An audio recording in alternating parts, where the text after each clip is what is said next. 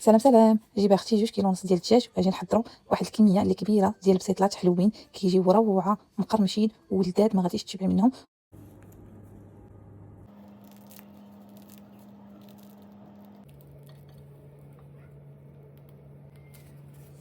على بركه الله كنحتاجو 2 كيلو ونص ديال الدجاج، غادي نضيف ليه 3 كيلو ديال البصله، ضفت شويه ديال زيت الزيتون، زعفران شعره، السمن والعطريه، عطريه الدجاج، البزار، سكنجبير، الكركم، الثومه، وخليت داكشي كيتشحر مزيان. بعد زدت قبطه ديال المعدنوس.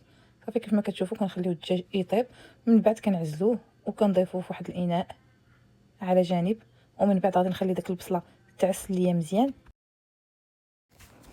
صافي كيف ما كتشوفوا حتى كينشف داك المرق ديالها، ومن بعد غادي نضيف شويه ديال القرفه، شويه ديال العسل، ونخليها كتعسل مزيان وتوقف ليا البصله مزيان ويحيد منها كاع داك الروا.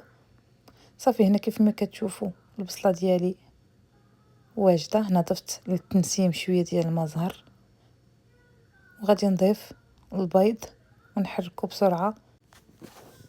صافي البنات من بعد ما غادي توجد ليا البصيله كيف ما كتشوفوا غادي ندوزو مباشره باش نحضروا البسيطلات ديالنا. هنايا البنات الدجاج انايا ما قطعتوش، ما فرتتوش بيدي، درتو في الهاشواغ، يعني ما طحنتوش بزاف، غير دورت المره الاولى والثانيه. صافي كناخذ داك الدجاج كنخلطو مع البصله المعسله باش ما كيجيش ناشف، كيجي غزال بهذه الطريقه هذه.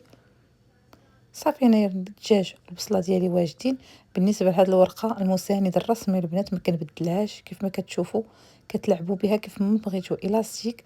واهم حاجه ان هاد الورقه هذه مصايبه بالروز، ورقه الفيلو مصايبه بلا فاغين والماء. و الا صايبتوا بها البسيطلات اولا البريوات وكديروها في الفريغو، فاش كتخرجوها كتولي حالتها. فلهذا انا كنفضل هاد الورقه هذه اللي كتجيني صراحه عمليه ومقرمشه، يعني فيها كل شيء. يعني انا هاد الورقه هذه ما كنبدلهاش. صافي هنا كنصايب البسيطلات ديالي، غناخذ شويه ديال الزيت وشويه ديال التحميره وغادي ندهن بهم الوجه ديال هاد البسيطلات، كيخليو لينا واحد اللون اللي زوين، ما كتجيش الورقه بيضه. صافي البنات كيف ما كتشوفوا غادي نبقى حتى كنسالي الكميه ديالي. وبالنسبه للاحتفاظ ما طيبوها نص طيبه، ما حتى شي حاجه.